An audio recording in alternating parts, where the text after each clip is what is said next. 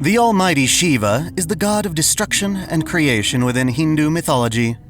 Lesser known is Shiva's devoted wife Parvati, a gentle, graceful goddess who is often overshadowed by her husband's fame. Nevertheless, she breaks free of this singular role when disaster falls upon the gods. War wages between the Devas and their demonic foe, the Asuras. Among the enemy is a shape-shifting bovine demon known as Mahishasura. Protected by a boon wherein no man can kill him, Mahisha assaults the heavens, defeating forces led by the god Indra. Out of desperation, the Devas beg Shiva for help, and he in turn entrusts his wife to handle the problem. More appropriately, Parvati offers herself up to become the Devas' greatest weapon. Assembled in the mountains, the Devas channel their wrath, combining their divine energy to awaken within Parvati the traits of a war deity. The result is Durga, a warrior goddess capable of defeating Mahisha. Beyond her indomitable spirit, Durga is gifted divine armaments from her creators. Among them is Shiva's trident Trishula, which has 2 tips, representing the power of creation and destruction. She also wields Vishnu's chakram, Sudarshan Chakra Yamaraj. Blessed with Agni's flames and Indra's lightning, she fires off Vayu's arrows alongside a white Naga. Her mount is Dawan, a Himalayan lion gifted to her by Himavat. With 10 divine weapons in total, spread across her multiple arms, Durga challenges Mahisha in battle. She is unlike her former self. While her beauty remains, her temperament is that of a warmonger, focused on slaughtering her Asura foe. Leaving the loving of mortals to her Parvati side, Durga acts as a separate being who shares the same divine essence. The fight with Mahisha is fierce. When faced with the weight of an entire mountain being thrown at her, Durga creates 1,000 arms that smash the mountain into 7 pieces. Bathed in a light that covers the whole world, Durga decimates Mahisha's entire army. Singled out on the battlefield, Mahisha takes many forms, such as a lion, human, and even an elephant. Durga bests each of these transformations, and in a critical moment, she fires off an arrow that pierces Mahisha's chest, killing the beast outright. This victory is only the start of Durga's violent campaign. The Asuras continue to bolster their forces, providing her a constant stream of adversaries. Among them are the brothers Shumba and Shumba. In search of penance, they travel to the sacred site of Pushkara and dedicate themselves to prayer for 10,000 years. Pleased by their devotion, the creator god Brahma sees fit to grant them purification in the form of a protective boon of near immortality.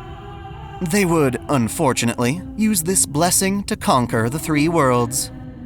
Shumba's servants, Chanda and Munda, discover Durga and are immediately overwhelmed by her beauty. They relay their discovery to Shumba, who tasks them with claiming Durga as his bride, even if it means taking her by force. When Chanda and Munda arrive with their armies, Durga becomes enraged. As they exchange blows, Durga's fury reaches a breaking point, and from the 3rd eye on her forehead, a new goddess is born. Kali, a more terrifying version of Durga, enters the fray. Just as Durga was born from the Deva's wrath, Kali is born from Durga's wrath with a more fearsome visage.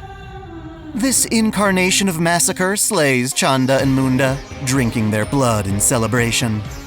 Refusing to give up his desired bride, Shumba then dispatches Raktabija, who is also slain.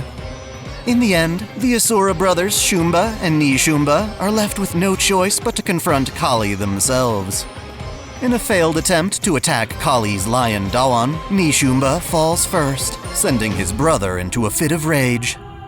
However, Shumba's fury pales in comparison to Kali's, and he is bisected by the goddess's trident. The boon that allowed them to conquer the 3 worlds does not apply to a goddess, and so the brothers perish as a result of their foolish lust. With this great evil vanquished, the 3 worlds return to their prior form, giving way to an entirely different threat. Kali, drunk off the blood of her victims, begins to dance violently. It is her noble phantasm, Samhara Kali, the dance of victory that crushes the world. With each stomp of her feet, the earth is split apart. If left unchecked, Kali will destroy the world she just saved. Understandably, the Devas ask Shiva to intervene, but she fails to respond when he calls out to her. Resorting to more drastic measures, Shiva lies down at Kali's feet, using his own body to absorb her impact. Only after trampling on her own husband does Kali come to her senses, ending her insane dance. It is proof that, even though Durga and Kali are both systematic demon slayers, they retain the same love for Shiva that their Parvati aspect does. Their desire to be with Shiva becomes a critical part of their existence, one that is recorded into the Throne of Heroes. The modern era is plagued with a major conflict, the bleaching of Earth's texture. The Chaldea Security Organization aims to resolve this matter, but the fight ahead of them looms ever closer. They utilize a device known as the Paper Moon, which helps them observe and navigate void space. This device is governed by a central AI, Rani the 12th, who reasons that Chaldea lacks the means to prevail without intervention. With the goal of manufacturing endless alter ego servants, Rani turns the Paper Moon's inner world into a perpetual Holy Grail war. To facilitate this, she relies on her own servant, who happens to be Durga, summoned into the Archer class. She is a pseudo-servant, or rather, Durga's divine might restricted to a mortal vessel. Just like Parvati's servant form, Durga inhabits the body of Sakura Mato, a young girl caught between her graceful kindness and inner resentment. Durga's noble phantasm is Mahishasura Mardini, a rage, desire, and demon massacring goddess, her ability to draw upon the power of her 10 divine armaments. Conceptually, these weapons are stored in a voluminous hole, or pit. Rani relies on this pit to store the energy of fallen servants, much like a lesser grail. She believes that Durga shares her goal of creating alter egos, when in reality, the wrathful goddess has an ulterior motive. That is, Durga hopes to reunite with her beloved husband and waits until Rani bestows her with enough energy to ascend. Until that time, Durga disguises herself as a Rani-type AI. As the Defense Partition's Prime AI, DX, she fights against system errors and malignant data, while secretly eliminating masters and servants who threaten the war's operation.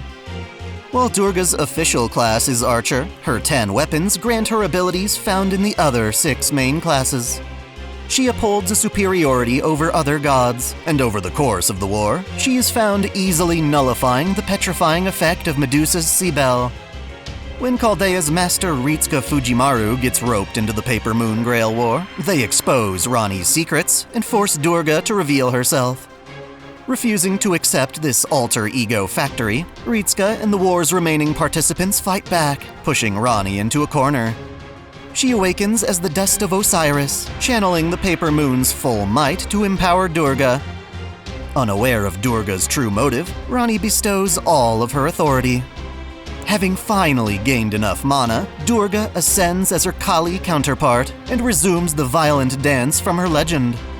Back then, Shiva emerged to put an end to Kali's dance, and so she expects the same to happen once more. Even though this logic is flawed, Kali is willing to risk destroying the world for the mere chance of seeing her husband again. When Shiva fails to show, however, it falls upon Ritsuka's servant Kama to quell her wrath. Long ago, the Devas needed Shiva to father children with Parvati. However, he remained devoted to prayer, refusing to notice her advances. Kama was called in to break Shiva's meditation with an arrow of love. While this arrow did indeed wake Shiva, it also incurred his fury. Upon opening his third eye, he incinerated Kama with divine flames. As a heroic spirit, Kama can harness these flames at her own expense. And while she isn't Shiva directly, these flames are enough to provoke Kali's yearning. Unable to resist her husband's flames, she embraces Kama, and the two deities are mutually extinguished. The dance is over, along with Rani's ambition. Durga and Kali, sharing a saint graph, prove to be a double-edged sword. The passion and power they use to destroy evil is so strong that it threatens the world. That said, if one can effectively channel their wrath, Durga and Kali may prove essential to protecting the human order.